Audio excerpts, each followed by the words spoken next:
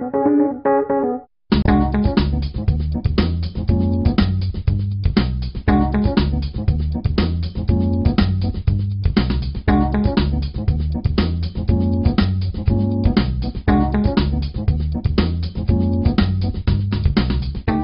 to episode 100 of Meet the GIMP. Well, really, 100. Exactly 2 years ago, on May the 5th, when this will be published, but May the 5th, 2007, I put the website up and said that I wanted to start this podcast. Between declaring that and publishing the first episode were some weeks. But it has been fun from there on.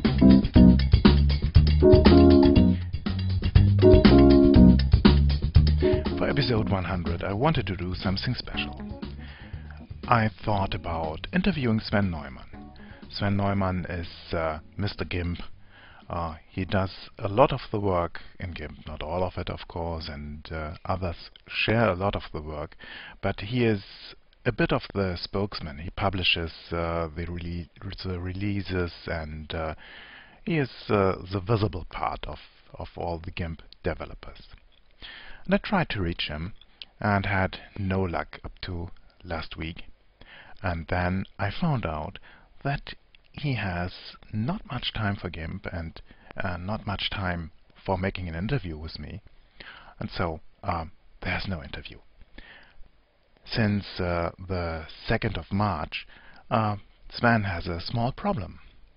It was then 53 centimeters long, 3,620 grams heavy, and is called Yara. And congratulations, Sven. You'll have a lot less sleep now, and as Philip said, who I include in the congratulations here, you'll get a full new perspective with the term future. So, no interview with Sven, and then I thought about looking back at all the old episodes and thanking people. I thought, okay, if you're new to the show, as a lot of people are, then you're not really interested in this history. If you are, you can just go through the archive or click through the episodes and have a look there. And about thanking people, well, you forget one or the other in the way here, and so I say a global thank you to all the people who have helped me with this, either by doing some work or giving me feedback, critique, tips, making a video, and contribute in every way. I want to say one special thank you because it's episode 100, and you all would have had a problem now with your sorting of the episodes. It's a big thank you to Ruth. She was my alpha tester. She looked at the first episodes and said that my English is understandable enough for doing this here. And she insisted on making 3 digits in the episode counter. So big thank you to Ruth, and all the best for you, Ruth. So I have no special plans for today, but what's about getting into the current problems? There's one I find pretty interesting. It's measuring the deformation of an airplane wing in a wind tunnel. And this should be done with GIMP. Let's have a look. In the forum at forum.meetthegimp.org, a new user, AA2105, asked yesterday, okay, I'm recording this on Sunday here, Sunday, May the 3rd, he asked that he needed to superimpose 2 or more images in GIMP, which have been taken from the exact same spot, but with a slight difference in the object he is interested in. And he is taking pictures of a wingtip, and here are the images. So he is looking from the side into a wind tunnel, and he has an image of the state with no wind, and then he has an image with medium wind, and then with high speed.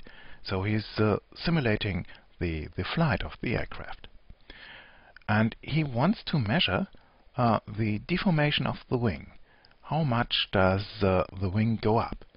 If you ever have flown in a commercial airplane and looked out to the wingtip while taking off, then you have seen it. The wing goes up. It's pretty logical. It has to do. It has to take up the load of the aircraft, and of course it bends. But even when I know that perfectly well, I get a creepy feeling. This tough stuff made of metal, it bends. I hope it doesn't snap. So he's doing such tests, and he sent here 3 images. And his goal is just to get a value out of GIMP. And so let's try to do this. This is the first image. You see here the back of the wind tunnel. You see the wing, and you see the most important part of any scientific instrument, a lot of black tape. Well, I used the silver stuff, duct tape, for my experiments. Okay, this looks like gaffer tape, easily to remove. Okay, here is the wing, seen from the side, and here is the wingtip. And now let me just pull the second image into this here. If you just pull an image from your desktop into another image, then you get a second layer on top of the other one. Here you see we have the second layer here. When I switch this off, oh, you see a lot of movement here. So this the camera point of view has changed in between. And let's take the third one too here.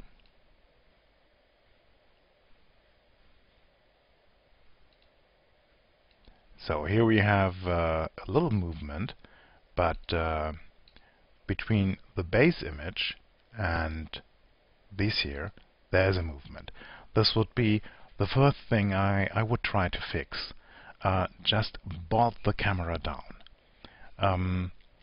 I have looked into the EXIF data. This is shot with a 30D from Canon, and well, I would use a tripod with marked marking on the floor, or best would be really a fixed mount for the camera, so that you have every time the same, with every series of experiment, the same point where the camera sits. So, okay, we have to align these images first. Well, this is most easily done with just going into the layer mode. Sorry, now I've made a mistake here. I want to adjust the second layer. I have made invisible the top layer here. I want to move this, and I have to activate this image here. Always, all operations are working on the layer which is here marked, highlighted. Okay, now I choose my move tool, and I set this layer mode here in difference. Layer mode difference, and you see here only the differences between the images. Now I just pull this layer over. You see here these patches are quite helpful. Okay, this is we are nearly there, and now I go up to here and use my keyboard. Sorry, here the arrow keys on my keyboard. Left, left, top, down, down, perhaps a little bit left. Okay, now we're good here. With the arrow keys you can move pixel for pixel, just better than with the mouse. Here you see the difference. between the wingtips. This must be without wind and this with the wind. And here we have a difference. So the camera was, well, the camera wasn't only moved, but it was also tilted. Well, I won't fix that now. I think we are in the range of the needed exactness, and this is just a proof of concept. So Shift Control E gets me out of this, and I switch back to layer mode normal. And now when I switch on and off the layer, you can see how the wingtip goes up. Let's take the third one here. Same procedure, setting the layer mode to difference, grabbing the layer and moving it over so that we get a rough match here. Going into the details, zooming in here, and just using the keypad to fine-tune this. I could have used the mouse here too. Okay, this is it.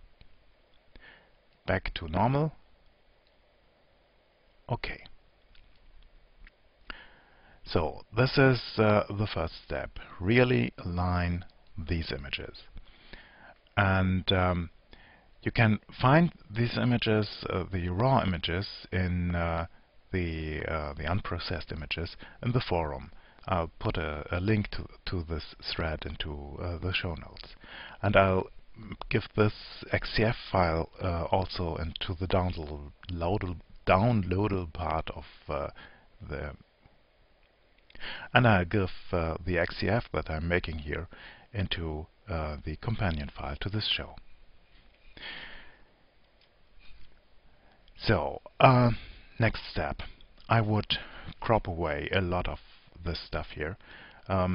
Just this wind tunnel is, I think, not only aesthetically a little bit boring, but it doesn't really help with the experiment. So let's just cut this here.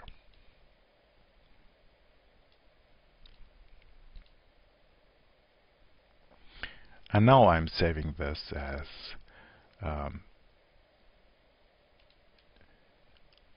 let's say wind tunnel.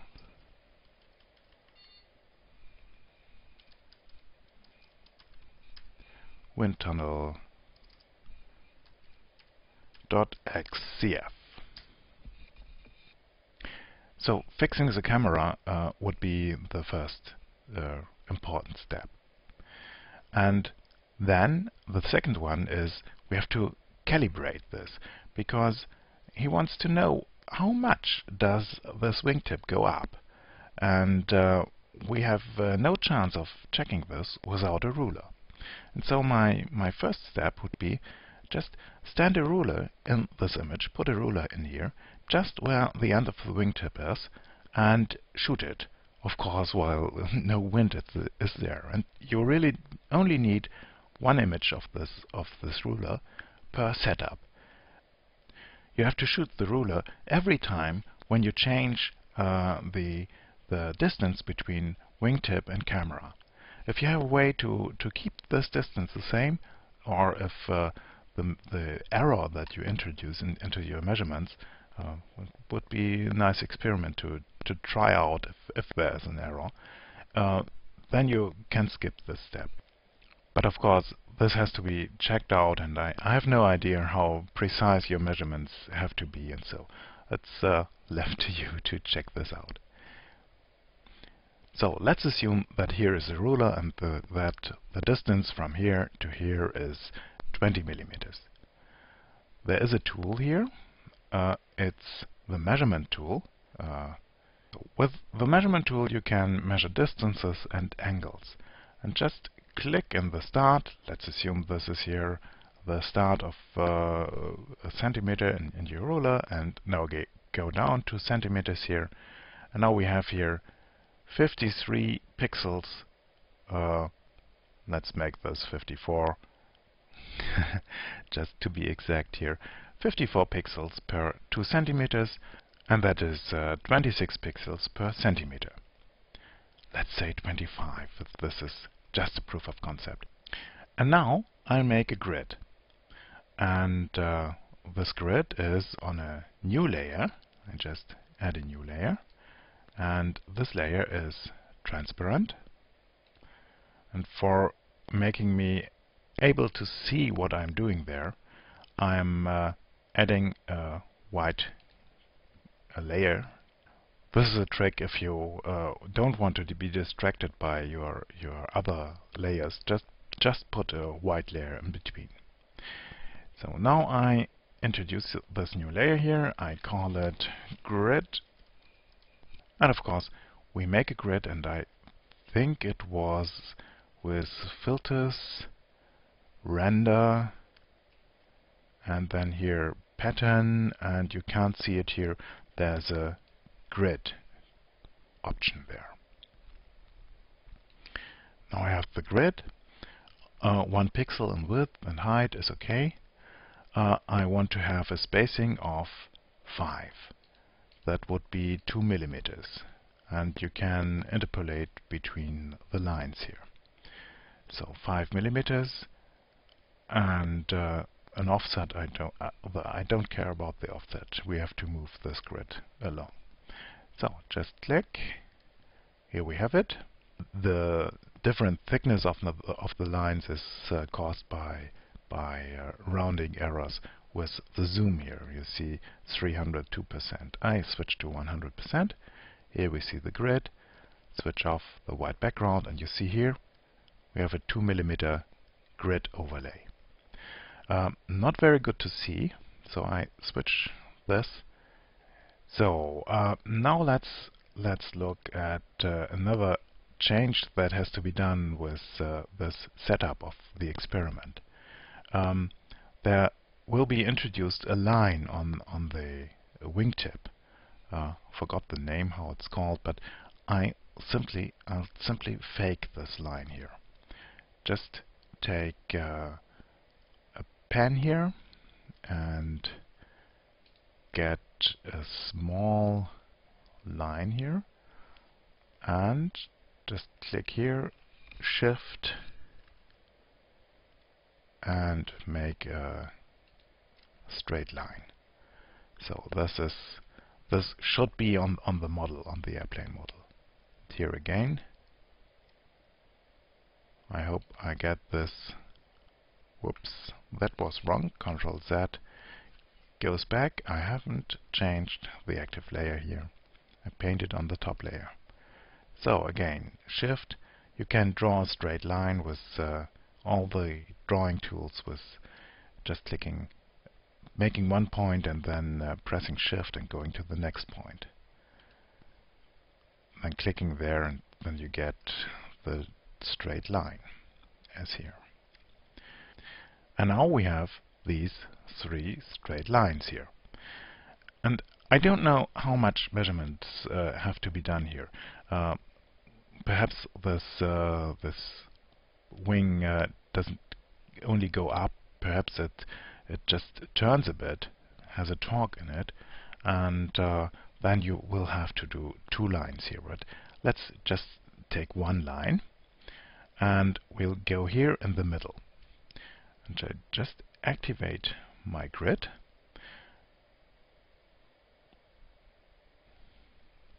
Of course, this grid is total overkill. You know what? This grid here is complete overkill. We don't need the vertical lines. So let's make a new grid. Go to here, delete this, make a new layer, transparent. Whoops. So, and again, filters, reshow grid. And here we have the horizontal lines, we need them. The vertical lines we'll make 0. Okay, this is locked here, so the vertical line's 0. And we have here this lines.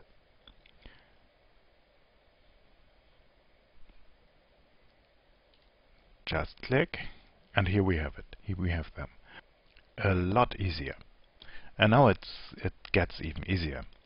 We just select the part that is interesting. I assume the wing will never go above this point, and this is the bottom here.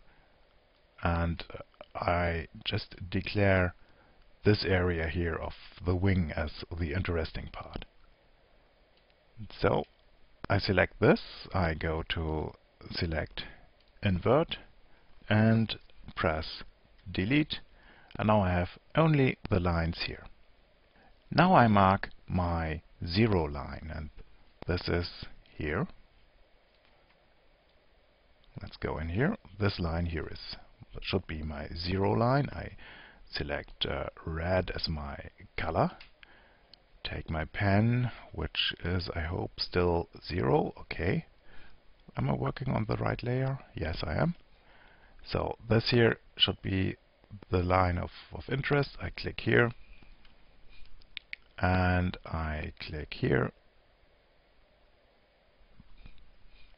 Shift, nothing happens.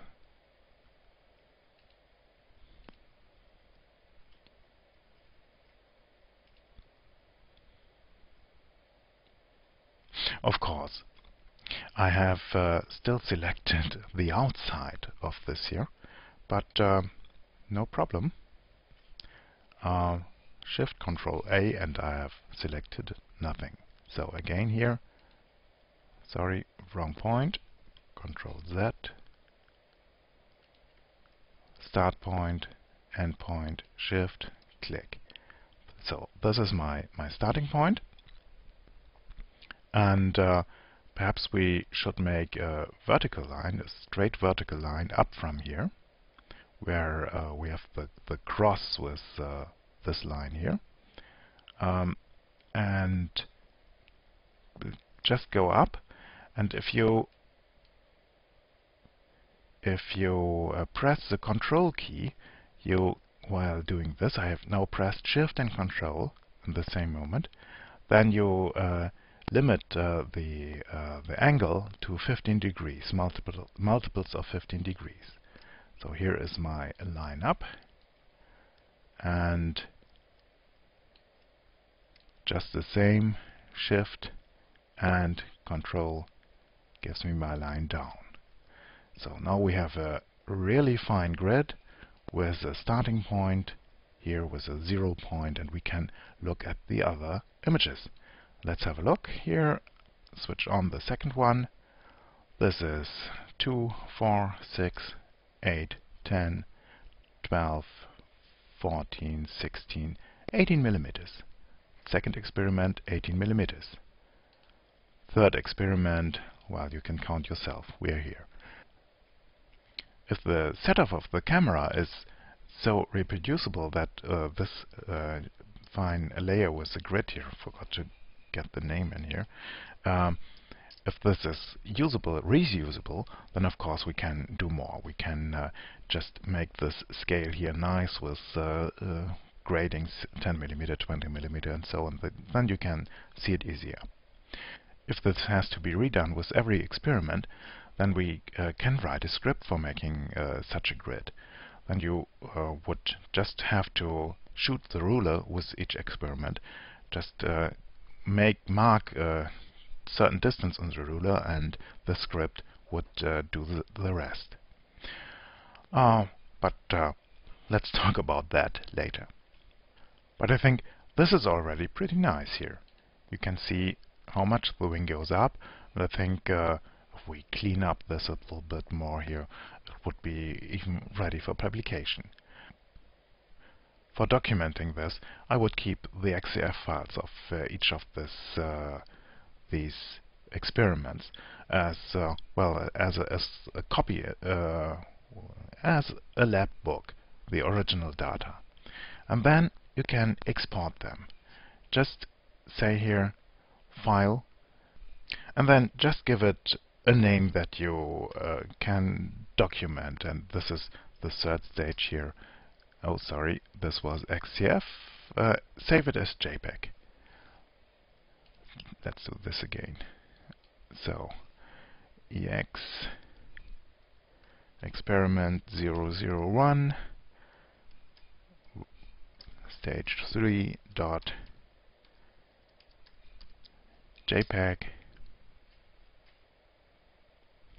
Yes, I want to export this, and the file quality is also okay. Switch off the third layer and do the same with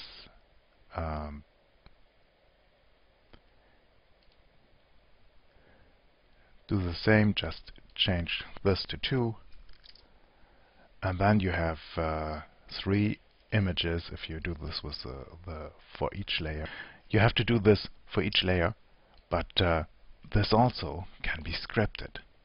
And let's just do this here again. So this is 1. Yes, export and save as 97. So now I have 3 JPEG images which I can put into. And now we have 3 JPEG images which can be put into a report or something like that. So to recap this, I have aligned all 3 shots with the move tool and with going in mode difference mode, in the layer mode difference mode. I have measured and calibrated this scale here with the measurement tool. I have created this virtual ruler here, and I have saved the images in different versions as an XCF here for documentation in your lab book, in your notebook, and in different JPEGs of the different stages here for publication or web or so. Of course, you have to optimize this. You have to decide how much to crop away. I think this is too much, still too much useless room around here. I would crop it more, but I don't know which part of the data you want to have. And a lot of this can be scripted. The creation of a ruler can be scripted if you have to make a new ruler for each experiment. And the saving of the different stages can also be scripted. So just come back to the forum and post your needs, and then we'll have a look. And this leads over to the next topic, script mania at Meet the GIMP. Before we go into script madness, I have to confess that I have forgotten a birthday. On April the 11th, Richard had birthday, and he got a nice present from his partner, and it's a Wacom tablet. So, herzlichen Glückwunsch, Richard. Und die Folge über das Wacom Tablet, die kommt demnächst. Ich habe schlicht und einfach den falschen Monat eingetragen. So, I had the wrong month in my calendar. And I have an episode about the Wacom tablet, the use of the Wacom tablet in GIMP and planning. So it will be there next week. And now for our secret script writers association. In the forum we have a subboard called Scripts Python, Perl and Scheme. It's nested deep below GIMP, image processing software, and then the scripts. And here are a lot of useful scripts discussed. Some of them I have already shown you. For example, the Meaningful Black script. I had some episodes about that. And we had the Straighten and Crop script, which lets you straighten and crop an image in a different way than GIMP does it. Some others I haven't covered. For example, the Cross-Stitchify script. WNightshade has made it, and I have a video lying around here from WNightshade about using the Path tool, and I'll do it soon. I'll learn about the Path tool. I don't understand some stuff there, but it will come up.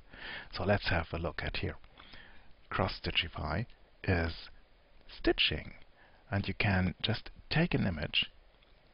Here is the image, and then make a plan for stitching out of it. You see here there are tiny numbers in it, and these tiny numbers, this is scaled down, the tiny numbers are the colors of the yarn. So you can take a photo and make a plan for stitching out of it. Let's have a look at the tonal range selection script. This script is made, as a lot of others here, by Bert. And if Bert has no problem thrown at him, he does it for himself. So this is a script which selects a certain part of the tonal range of an image. And I just want to show you what it can do. You see here an image which he has made, and he oversaturated it a bit to get this moss here really green. And with this, he got here this green. Well, it's overdone. It's spring green, but not that that green. And here is a book lying around, and the pages are, well, there's a color tint in it. It's green. And so he used his script twice. Once for the book pages here, and I think a bit for the walls here. Let's compare. Yes, of course. And the second time for the green here in the bushes. And now we have here the beautiful, highly saturated green of the moss, and a believable desaturated white book, and okay, believable and realistic green in the background here. There's another use for this. It's possible to do instant DRI without or HDR, as it's also called, photography, without using a different software, special software for it. He has made 3 shots. One underexposed, one with a good exposure for this part here, and one overexposed and also with a good exposure for the shadows here. Combined with this tool, he gets this here. So definitely a thing to play around with. When you are looking in the forum for a script, the best thing would be to go from the back upwards until you find the last incarnation of a script. And it's well worth to check afterwards. So I just download this here, and then I simply copy it into my plugins directory of GIMP. It's in my home directory under Linux at .gimp 2.6 plugins. Look for the dashes here. You have under Mac OS you have a .gimp 2.6 directory. Under Windows, this directory is called the same, I think, and it's a hidden directory in all 3 operating systems. So you have to look for a hidden directory. Under Linux and I think under Mac OS we have another step to do. Just change the permissions of this file to be executable. Windows has, I think, everything is executable there, but here's another precaution for security. Make this executable, otherwise it will not be found by GIMP. And now just restart GIMP, and GIMP will look for this here. You see here data files, templates for plugins and extensions, looking for them. So now we should have this thing in our in GIMP. And let's look here, select tonal range. Here it is. Let's try the plugin with this image here. It's water shooting over a weir here in Bremen, and I like the colors. Let me zoom into the image. I like the colors and the reflections of the light here. There's a little problem here with chromatic aberration, but we are now at 100%, so it's not really a big problem. But I want to get a little bit less contrast between these bright parts and the darker parts. I want to boost the darker parts to get a little bit more out of the colors without emphasizing here these colors more than they have to be. So let's look at first where these problems are in the spectrum here in the curve, and I just select the curves tool to get not for working with the curve, but to get my information where in the area here, where in the histogram my problem is. You see here I have definitely blown out highlights. These could very well be detected with the other script. So let's look here. I want to boost this area here. This is all in the lower part of the histogram. I don't want to boost this here, this bright parts here, and they are in the top half of the histogram. So let's close this and go to the script. It was at Select, Tonal Range. I want to select the highlights. This is okay. I don't need to use the custom values here. And I want a little bit more of range. I want not only to have 33%, I want to have 50%. I want to select the top half of the image. And in the RGB channel, I could also select red, green or blue, or the saturation. There are some more possibilities here to do this.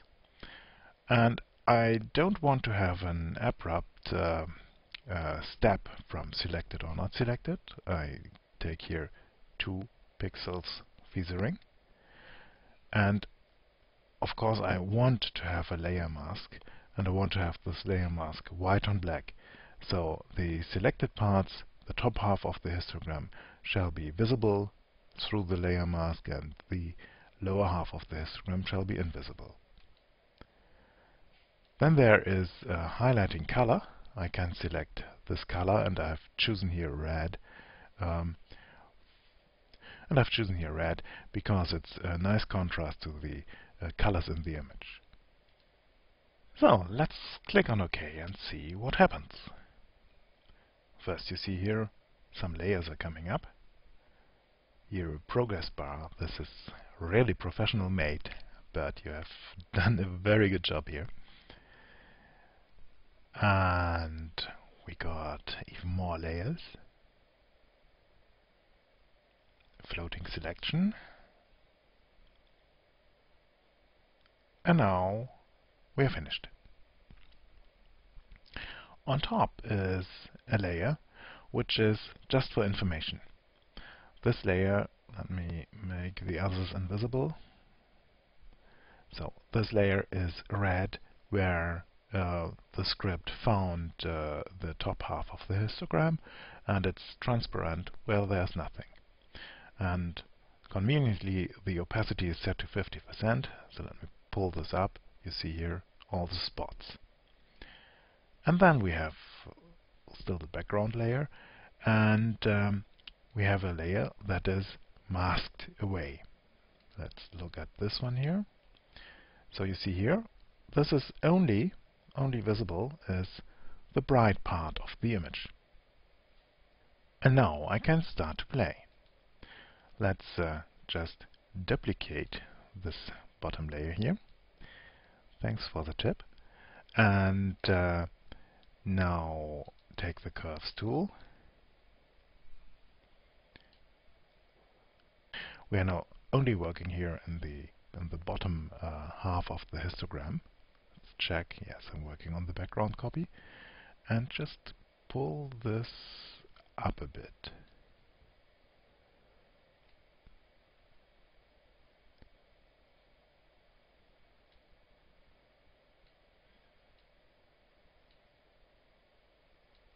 Now I can play with these values here, and I can do here everything I want, but it doesn't change the bright part here, because this is on the separate layer. So I can go up here with my brightness, or go down, have more contrast in it, and play around with it here. So far I could have done this with the curves tool just by only tweaking the bottom half of the curve. But when I now want to give more saturation to this image here, I can do this by just clicking on the saturation, hue and saturation tool, and go here and just increase the saturation. And now I increase only the saturation of the bottom half of my image, and not here this already saturated stuff here.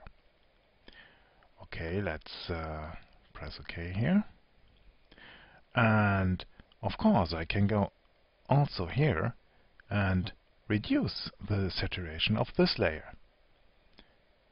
And perhaps I should make a copy first here. So again, duplicate the layer, make this invisible, click here and go down with the saturation. Let's look if these halos are now going away a bit. Well, I should have done this with a smaller image. The preview takes a long time.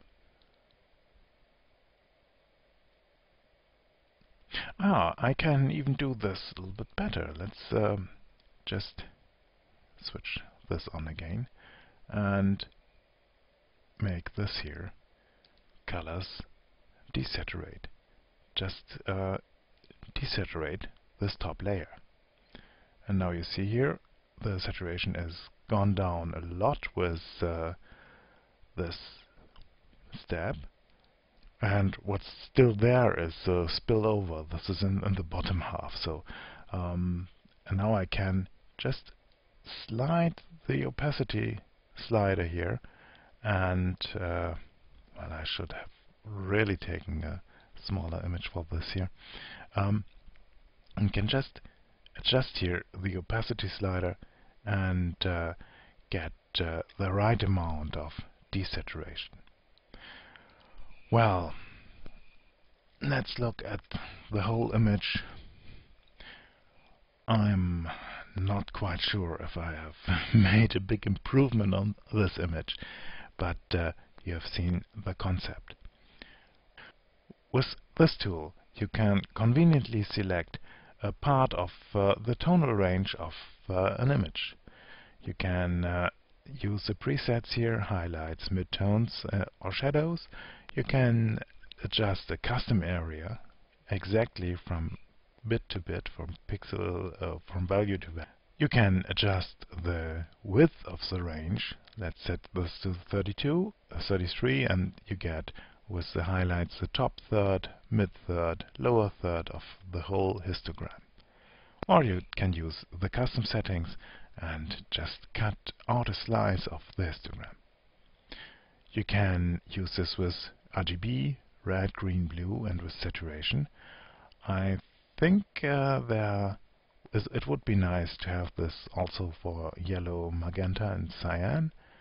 And perhaps there are some other values that could be nice to select for. No idea if this is possible. Then you can make the edge of the selection a little bit softer, and you can convert the selection to a layer mask. Selection? Which selection? Okay, if you set this to no, then you don't get this copy here with a mask, you get the top layer with the markings here, and you get a selection in your original image, in the layer you started with. So this is quite a nice tool. It does nothing you can't do by hand, but it's nice to have all the stuff in one point. And it even documents the things you have done. If you look at the layer name of this here, you get encoded here the range 128 to 255, and we used RGB, and we had a width of 50% of the highlights, and we had a feathering of 2. So all the information is in here, and so we have a note about what we have done here, and don't have to remember the exact settings. And I think this was it for this week. Show 100. I wouldn't have thought that 2 years ago. But it's really still fun. In the future, we will have only one show per week. Either Philippe on Tuesday or me on Tuesday.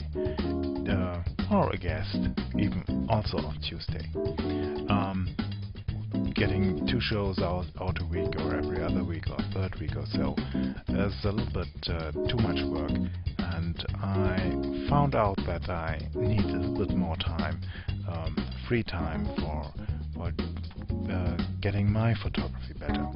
And so every time when Philippe is on or a guest is on, I'll take a little bit of time out and do something for my own advancement in photography, if there is any. If you want to help this project, just spread the word. It has grown considerably in the last 100 episodes, from 3 subscribers after the first one to more than 3,300 now, or about 3,500, depending on when you look in the week at the counter, and it can be more. Just blog it, post it in message boards or so, where it's appropriate. No, don't spam, just drop the word if it's appropriate. And then I hope to see you again next week with Meet the GIMP 101, and I think I'll do a show about the graphics tablet. Goodbye.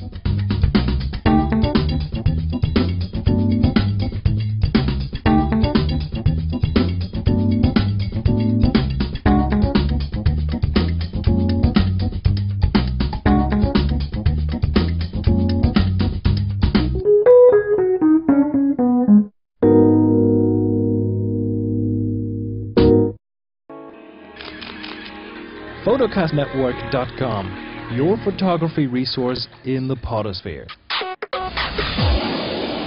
photocastnetwork.com